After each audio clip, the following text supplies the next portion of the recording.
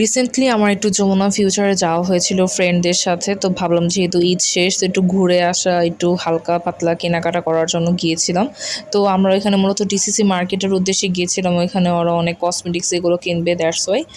তো এই তো আমার প্রথমে যে কেন জানি টেডি বিয়ার, তারপর হচ্ছে ট্রেন, এগুলোকে মানে বেশি মিস করা হয় বা দেখলেই অনেক উঠতে ইচ্ছে করে। আর হচ্ছে ছোটোবেলার কথাগুলো মনে পড়ে যায়। আগে প্রায় আসা হতো, এখন যেহেতু ভার্সিটিটা ওইটার কাছাকাছি, তো মাঝে মধ্যে আসা হয় ফ্রেন্ডসদের সাথে। তো তারপর নিচে ইস্ট সাইডে যে হোলসেল মার্কেটটা ছিল ওইখানেও আমরা একটুখানি ঘোরাফেরা করলাম।